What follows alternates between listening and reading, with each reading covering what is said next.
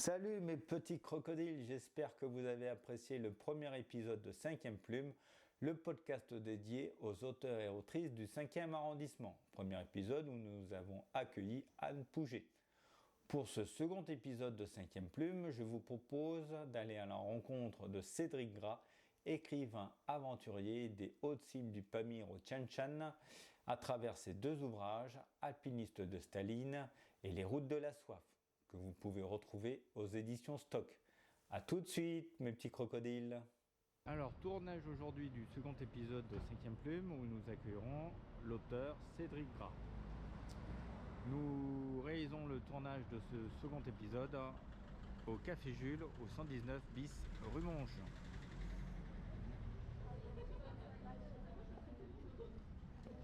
Cinquième Plume, le podcast des auteurs et autrices du 5e arrondissement. D'abord, Cédric, encore une fois, merci de participer à ce podcast dédié aux auteurs et autrices du 5e. Et bien entendu, vous me confirmez que vous habitez bien le 5e arrondissement. Oui, il faut que je présente une attestation. Non, non, et puis d'autant que je le sais également. Effectivement, je suis basé dans le 5e. C'est pas historique, Voilà. c'est sans doute passager. Ça fait quelques années que le camp de base est dans le 5e. J'y suis pas tout le temps parce que je voyage pas mal. Oui, vous voyagez mais pas mal. Le camp de base est ici depuis quelques années et sans doute plus pour très longtemps. Mais Alors, avant de se plonger dans votre univers, je pense que nos auditeurs désirent connaître votre parcours. Alors, pour planter le décor, j'informe nos auditeurs que vous êtes né dans les Hauts-de-Seine, que vous avez fait vos études dans le lycée Hoche de Versailles et qu'à 19 ans, vous avez traversé la Mongolie à cheval, puis la Chine à vélo et le Tibet à pied. Ah, c'est vieux ça. Est-ce que pour l'instant, c'est correct? c'est correct? Oui, c'est correct. Parfait. Alors, n'hésitez pas à me corriger si mes informations sont erronées et si vous souhaitez apporter des précisions. C'est du Wikipédia. Comment? C'est pas du Wikipédia. J'avoue. C'est pas toujours très informé, Wikipédia. Si vous avez des corrections à faire, n'hésitez pas surtout. Je les ferai sur Wikipédia directement. Okay. Alors, vous terminez vos études à Omsk en Russie en 2005, vous enseignez à l'université de Vladivostok et vous créez l'Alliance française de Vladivostok que vous dirigez jusqu'en 2009. Est-ce à partir de ce moment que vous décidez d'écrire, puisque votre premier livre sort en 2011 et s'intitule Vladivostok, neige et mousson? Non, l'écriture, il y a un temps très long entre le moment entre le désir d'écriture, la constitution, la rédaction, les corrections, la publication. C'est très long. C'est vraiment pas le temps de la presse quotidienne ou encore moins de l'information immédiate, là, comme aujourd'hui. Il y a une latence. Alors, moi, j'ai toujours voulu un peu écrire, mais je ne le formulais pas comme ça. Et puis, c'est très prétentieux de dire je veux écrire, je veux être écrivain. Et j'ai toujours eu un goût pour la littérature en tant que lecteur. Et puis, je prenais des petites notes. Quand j'étais adolescent, j'écrivais des poèmes maladroits. Enfin, j'ai toujours eu un goût pour l'écriture. Et ça devait terminer comme ça, sans doute. C'était peut-être écrit, j'en sais rien, mais sans jeu de mots d'ailleurs. J'avais commencé à prendre des notes quand j'étais à Vladivostok sur ma vie là-bas. Et c'est comme ça qu'un jour je les ai rassemblées, mais a posteriori j'étais déjà parti, j'avais déjà quitté Vladivostok. Et puis je trouvais que ça donnait un texte à peu près présentable et que je suis allé voir des éditeurs. Voilà, c'est comme ça que. Parfait. Si mon décompte est exact avec votre dernier livre, Les routes de la soif, vous en êtes à votre 10e opuscule. Oui, beaucoup trop. Ouais.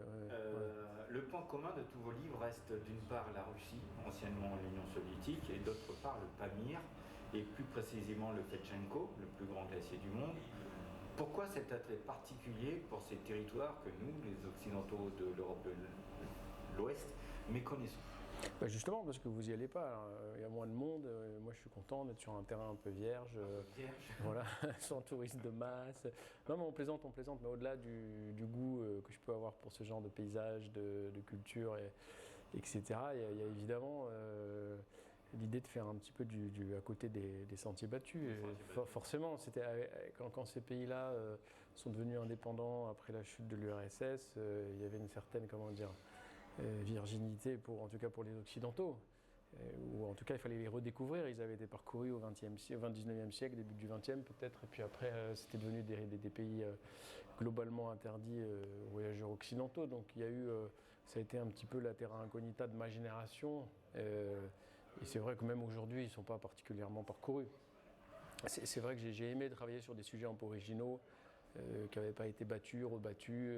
J'ai aimé défricher sur le terrain comme en littérature, en recherche, en documentation. C'est quand même assez enthousiasmant, quoi. Sinon, c'est vrai qu'on arrive un peu tard dans l'histoire de l'humanité.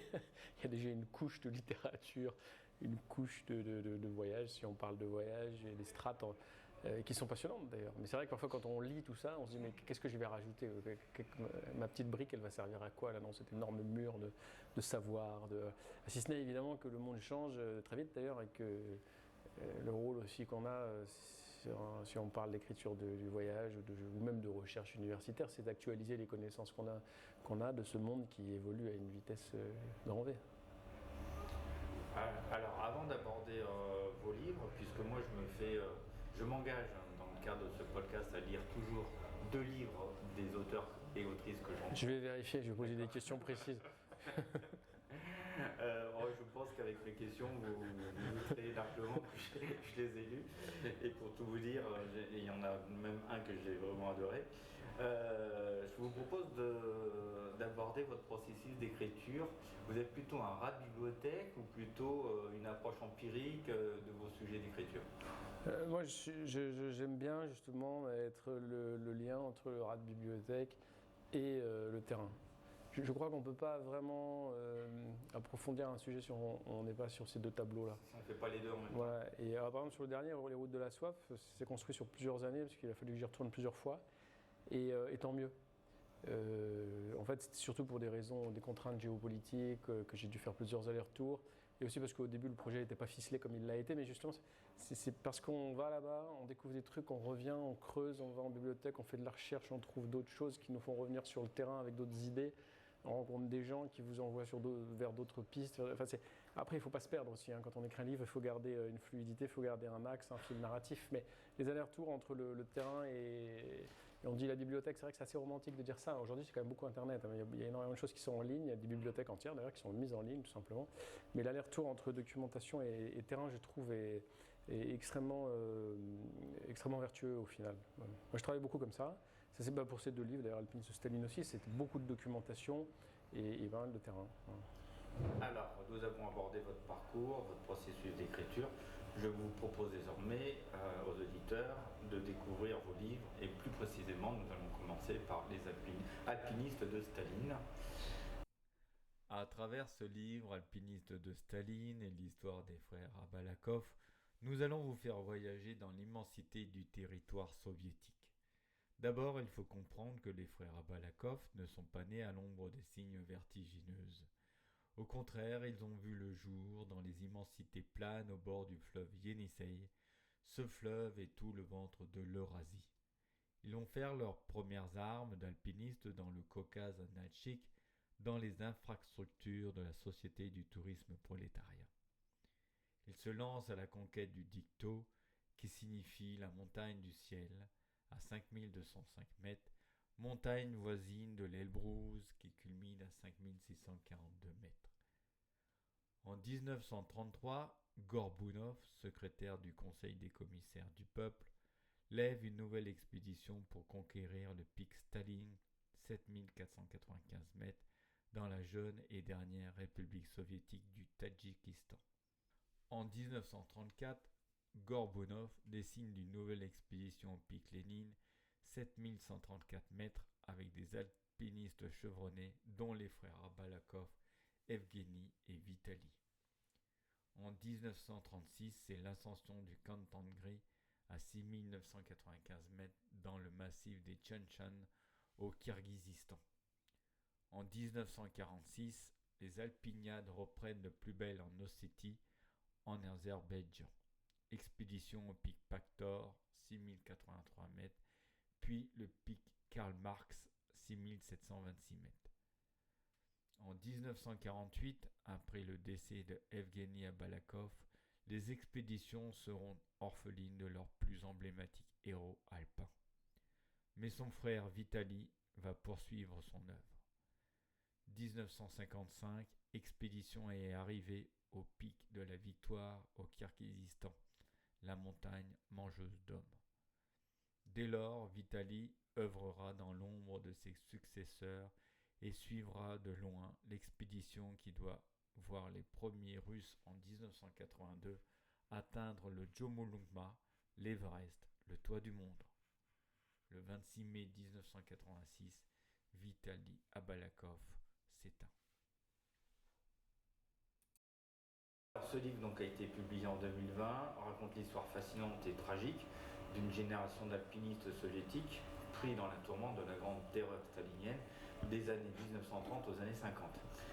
C'est très grave, vous retracez le destin de deux frères, les frères Abalakov, qui, mus par une passion absolue pour la montagne, se retrouvent confrontés à la machine politique du régime stalinien avec un traitement différent des deux frères qui, pour le plus jeune, Evgeny, ne sera jamais inquiété quand son frère aîné, Vitali, connaîtra l'enfer des interrogatoires et de la disgrâce. Oui.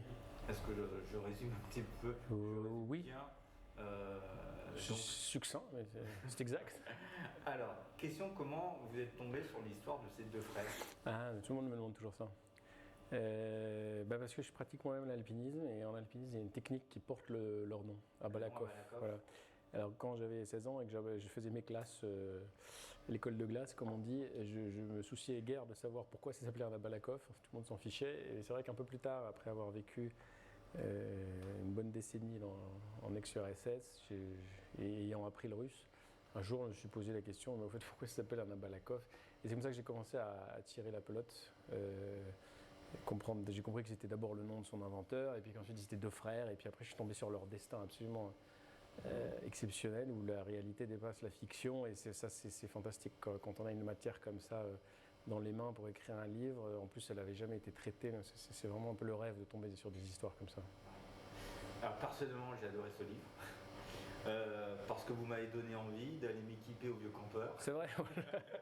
Pour partir en haute altitude et de devenir un léopard des neiges. Voilà, il y a du boulot. Pouvez-vous, Cédric, nous expliquer aux auditeurs qu'est-ce qu'un léopard des neiges? Il va falloir quitter le 5e arrondissement d'urgence. Je pense. Faites comme moi, n'y passez pas toute votre vie. Un léopard des neiges, c'était le titre qu'on donnait à l'époque soviétique aux alpinistes qui étaient arrivés au sommet des plus hautes cimes de l'URSS. Alors qui se trouve aujourd'hui au Kirghizistan et au Tadjikistan. Voilà. Et le plus haut portait au tout début le nom de pic Staline, après c'était le pic communiste, puis maintenant il s'appelle le pic Ismail Somoni depuis que le Tadjikistan est indépendant. C'est un sommet qui est presque à 7500 mètres, mais ils sont loin d'être évidents. Et les alpinistes soviétiques n'avaient pas le droit d'aller en Himalaya de toute façon à l'époque, donc c'était vraiment leur Himalaya à eux. Et puis c'était une école très dure, hein. C'était des sommets compliqués, et donc ceux qui atteignaient tous les sommets de plus de 7000 mètres de l'URSS devenaient des léopards des neiges, Snezhny Bars en russe. Et c'est une tradition qui perdure aujourd'hui, même si l'URSS est tombée. Alors je crois que vous avez tenté l'ascension du pic Staline. Non, j'ai essayé d'aller au Lénine à l'époque pendant que j'écrivais ce livre. J'étais parti. C'est le Lénine que vous avez tenté de faire? Oui.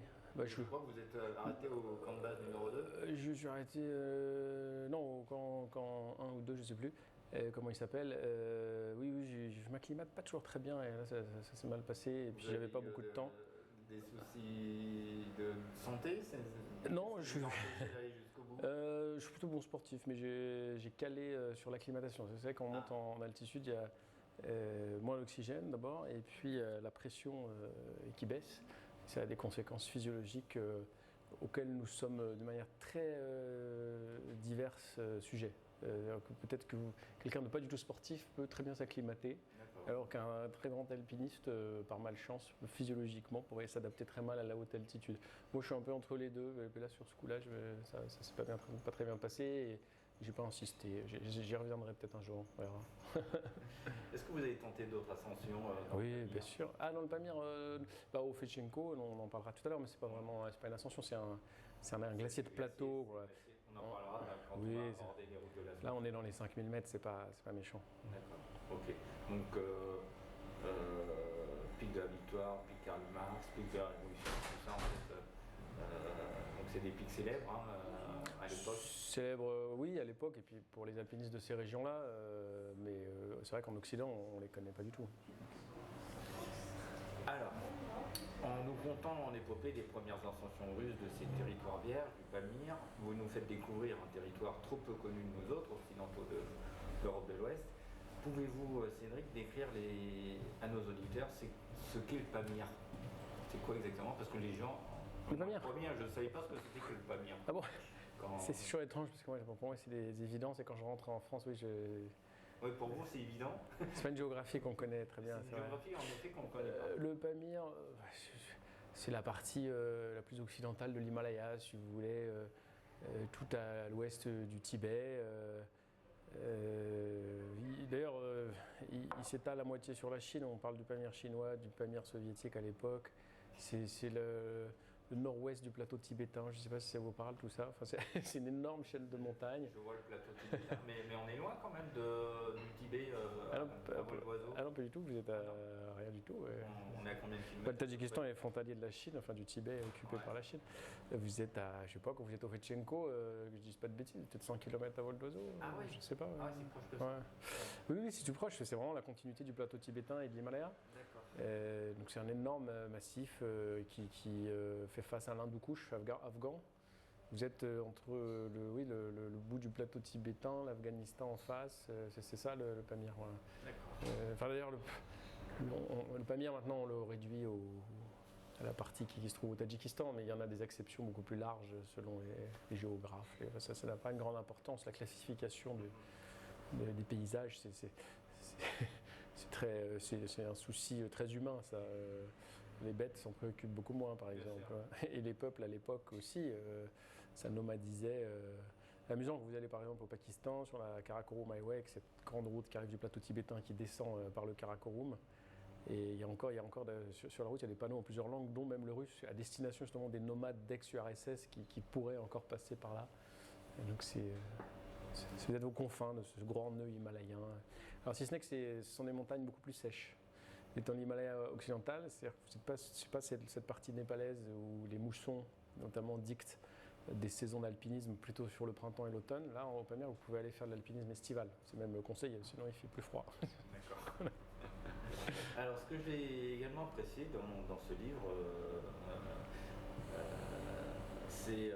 j'ai apprécié ce livre pour l'angoisse ressentie, par exemple par Vitaly Abalakov, lors des interrogatoires du NKVD, ancêtre du KGB.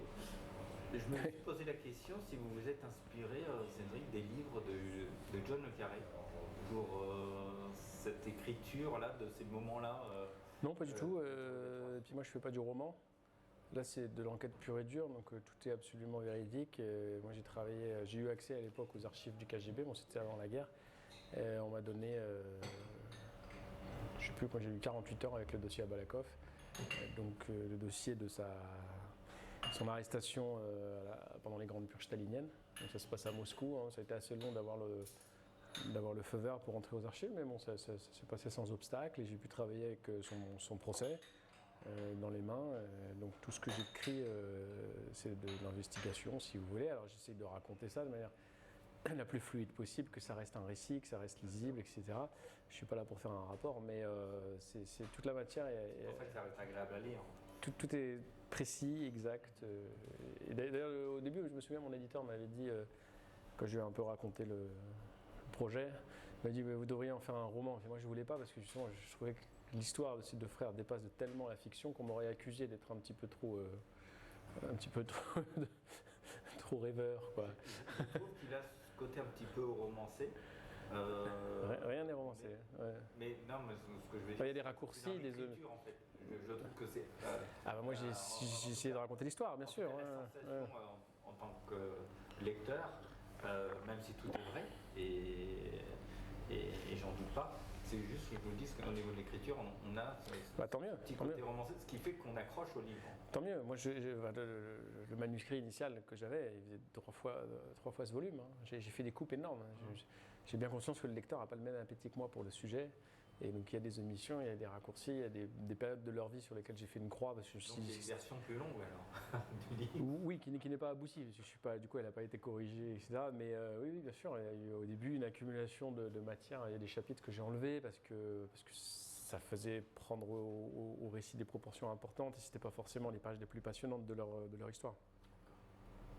Alors, sans révéler l'histoire tragique des frères Balakov, j'invite donc chaque auditeur à se procurer votre livre, Alpiniste de Staline, qui est non seulement une véritable évasion en altitude, mais aussi une évasion dans l'histoire russe de 1930 à 1989. L'histoire soviétique. De l'histoire soviétique. Oui, l'histoire russe aussi, mais de 1930 ça se passe dans les pays d'Asie centrale. Le démantelant de l'URSS, c'est 91. C'est 91, mais l'essentiel de leur vie d'alpiniste s'est passé dans les républiques aujourd'hui indépendantes du Kyrgyzstan, du Kazakhstan, du Tadjikistan, etc. Merci pour la précision. Voire de Géorgie, d'Azerbaïdjan, dans le Caucase, etc. Alors maintenant, je vous propose d'aborder votre dernier livre, sorti ce mois de février, chez Stock, qui s'intitule Les routes de la soif. Oui, bah pareil. D'abord, le style. Le livre, je trouve que le style est différent. J'ai plutôt vu ça comme un carnet de voyage. Est-ce que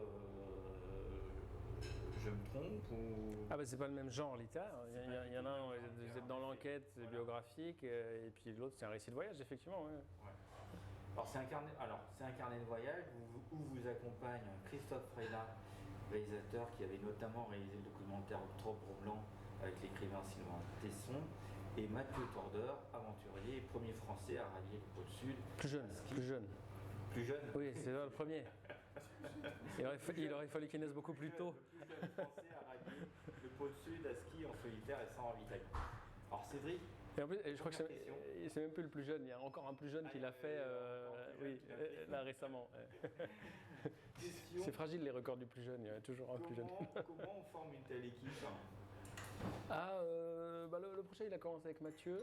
Ouais. C'était un peu mon idée, mais on l'a développé avec Mathieu quand j'avais proposé ça, parce que Mathieu est un féru de glaciers, alors plutôt polaire lui, mais les glaciers de montagne, il s'en désintéresse pas non plus. Et puis après, on s'est dit qu'on voulait faire un film. Enfin, c'était un petit peu du repérage tout ça au début. On n'avait pas vendu ça à une chaîne, on est parti avec un sponsor. Et donc Christophe Freda, moi j'ai beaucoup travaillé avec lui, pour Arte notamment. Et donc naturellement, on a proposé ça à Christophe, qui en plus est un très bon montagnard. Lui, il habite du côté de Chamonix, et pas dans le 5e, il a bien raison. Et Christophe a accepté avec joie, il adore la montagne. Donc c'est son terrain de jeu, il était ravi de faire un film et de partir dans Je crois savoir que ce voyage a commencé en 2021, vous n'avez de cesse de retourner les années suivantes en Asie centrale pour le tournage de documentaires à la recherche des sources de l'Amou Daria et du Sir Daria à partir de la mer d'Aral. Dès le départ, lorsque vous avez commencé ces expéditions, vous saviez que vous alliez en faire un livre? Non, pas du tout. On est rentré du Filchenko. Alors, moi, j'avais été très intéressé par cette histoire de source de la mer d'Aral. Au début, ce qui nous intéressait, c'était plus le glacier. C'est le plus long glacier de montagne du monde. C'était qui est très méconnu. Pour les gens qui aiment la montagne, c'était une curiosité glaciaire, on va dire ça comme ça. Et après, c'est vrai, on s'est dit qu'on allait partir de la mer d'Aral parce que c'est aux sources de la mer d'Aral. Puis après, on a compris tout l'enjeu de l'eau que moi j'avais étudié à la faculté, mais j'avais un petit peu oublié. Et ça m'a absolument passionné. Donc on a proposé des films à Arte. On leur a proposé là, carrément de remonter l'Amou Daria puis le Sir Daria. Et alors on a eu un refus du Turkménistan qui n'a pas voulu qu'on aille tourner chez eux. C'est un pays assez, autocratique, pas forcément très aimable avec les visiteurs. Et ça, c'est une grosse frustration parce que comme ils ont un énorme canal de dérivation des eaux du fleuve, qui prend à peu près 40%, même plus, des eaux du fleuve Amou Daria. C'est le fameux qu'on appelle le Karakoum Daria. Le canal du Karakoum, que maintenant les gens sur place s'appellent souvent le Karakoum Daria. Et qu'est-ce que je disais? Oui, c'est un canal très important parce que c'est à partir du creusement de ce canal que la mer d'Aral a vraiment commencé à s'assécher parce qu'il prend tellement d'eau dans le fleuve que le fleuve est devenu exsangue, il n'y a plus rien qui arrivait à la mer d'Aral. Et c'est vraiment à partir de son inauguration au tournant des années 60 que la catastrophe de l'Aral s'est amorcée. Et donc, c'est en rentrant avec cette petite frustration, je me suis dit, d'abord, il y a une grosse matière, il y a quelque chose à faire littéralement, il y a un livre à faire. Moi, je voulais retourner vers le récit de voyage parce que je venais de faire 2 enquêtes, Alpiniste de Staline et Alpiniste de Mao, et j'avais envie de revenir vers un récit de voyage. Et puis je me suis dit, voilà, si tu veux faire le livre, par contre, il faut que tu ailles au Turkménistan, quoi. Et donc j'ai réussi à aller au Turkménistan et à compléter en fait un peu ce qu'on avait pu faire pendant nos tournages. Sachant que dans un film documentaire, on met peu de choses finalement. 52 minutes, ça va très vite. En général, quand je rédige les commentaires off, ça fait 8 pages Word avec une police assez grosse. Ça n'a rien à voir avec un livre. C'est pas le même projet, c'est très complémentaire d'ailleurs. C'est pas le même projet que de faire un film documentaire et d'écrire un livre. Donc c'est comme ça que je suis reparti sur l'idée d'un livre et je suis reparti du coup tout seul pour compléter tout ça. Alors votre voyage commence à la mer d'Aral et votre interrogation est d'essayer de comprendre comment on en est arrivé à son assèchement en quelques décennies. C'était pas ça mon projet de départ. Parce que la mer d'Aral, c'est un sujet qui est assez connu, sur lequel on a beaucoup écrit. Et tout le monde ressasse un peu les mêmes choses, quoi. La mer d'Aral a séché, les soviétiques, le coton, tout ça est vrai. Mais moi, mon projet, c'était d'actualiser pourquoi, alors que ces pays sont devenus indépendants, pourquoi on n'arrive pas à faire machine arrière, pourquoi on n'arrive pas à faire revivre la mer d'Aral, pourquoi au contraire les choses s'aggravent. C'était ça, en fait. C'était de faire un projet très contemporain, un voyage très contemporain en Asie centrale, post-soviétique, composé de pays indépendants, etc. etc. C'est ça que je voulais.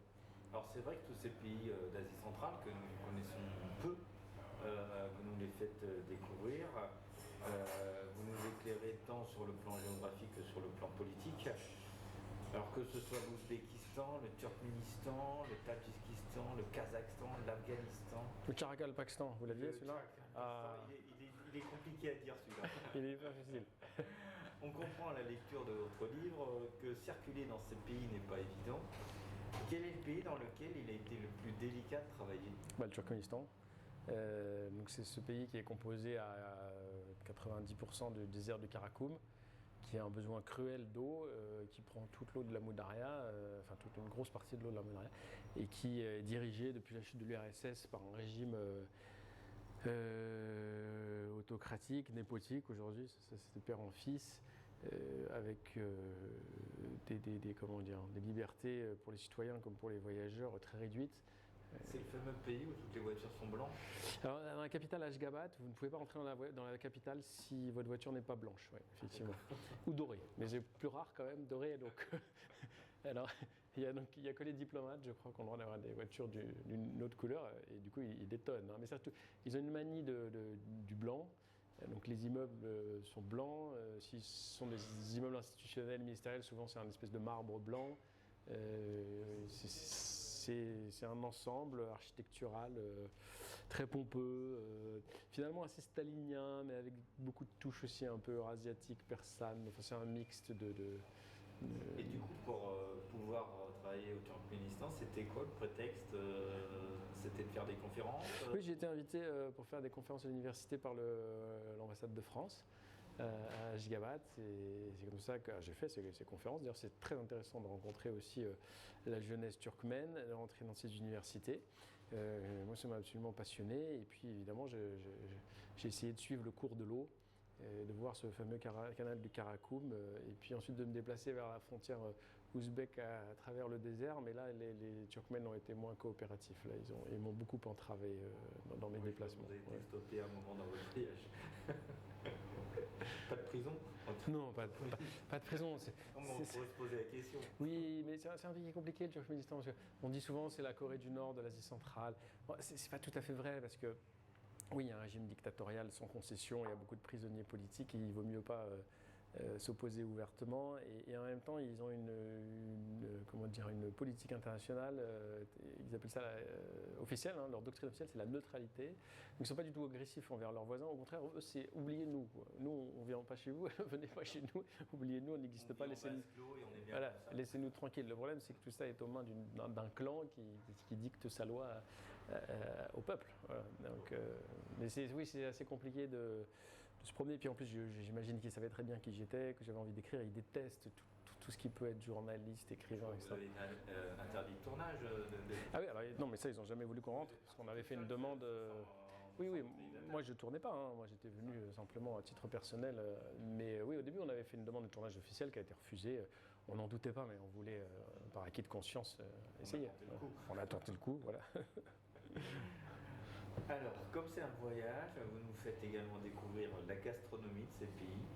Pouvez-vous nous expliquer cas aux auditeurs ce qu'est le langman, ce qu'est un plov, ce qu'est les shashlik. Lagman, c'est Le langman, c'est quoi? Lagman, c'est des grosses nouilles très bonnes, d'ailleurs, plutôt en soupe, avec de la viande ou pas. Enfin, normalement, il y a de la viande, mais vous demandez poliment que ce soit avec des légumes, on vous le fait. Le plov, c'est le plat national ouzbek. Donc là, c'est assez exquis, hein. C'est une fierté nationale en Ouzbékistan. C'est du riz. Alors, moi, je suis très mauvais en cuisine, hein, avec beaucoup de coriandre et de carottes aussi, je crois. Le vol plov, c'est ce que vous allez trouver absolument partout. Et ce qui fait aussi qu'on cultive du coup du riz en plein désert, en dérivant les eaux du fleuve. Ça, c'est assez impressionnant. Que dans ce pays, il y a un des meilleurs riz. Ils ont une variété du Kharezm, qui est une des régions en aval de la Moudaria, à laquelle ils tiennent beaucoup. Oui, enfin, c'est une culture assez ancestrale. On imagine que le riz est importé d'ailleurs. Non, ils ont une culture du riz assez ancienne et traditionnelle. Et le dernier, c'était le shashlik. Comme ça, c'est shashlik, c'est la brochette centra-asiatique, mais qu'on trouve aussi dans le Caucase, si je ne me trompe pas. C'est souvent du mouton, et on laisse mariner ça pendant un petit moment. C'est une préparation. Alors moi, la cuisine, vous savez, c'est pas du tout mon truc. Bon, en tout cas, merci de nous avoir fait voyager un petit peu d'un point de vue culinaire. Au final, dans votre livre Alpiniste de Staline, comme dans votre livre Alpiniste de Staline, ce voyage se termine pour une ascension. Qu'est-ce qui vous attire dans ces hautes altitudes? Moi, j'ai toujours aimé la montagne. J'ai passé beaucoup de temps, j'en passe toujours dans les Alpes. Je pratique l'alpinisme de manière amateur, mais je fais de la randonnée, du ski, etc. Je m'y sens bien. C'est mon élément. J'aime pas les déserts, par exemple, hein. Ça, c'était dur pour moi dans la partie aval. Mais bon, j'étais passionné par cette question d'eau, par le fleuve. Et donc, ça m'a rendu les déserts intéressants et à défaut d'être mon élément. Mais j'étais très très soulagé d'arriver là-haut. Soulagé d'arriver au Pamir. Très soulagé, Christophe aussi. D'ailleurs, on aime beaucoup la montagne. Et après ces déserts, c'est très réconfortant pour nous d'arriver en montagne. Et en plus, on était accompagnés par des gens qui aimaient la montagne aussi, des Tadjiks qu'on a recrutés pour nous guider vers le glacier Fetchenko. Okay.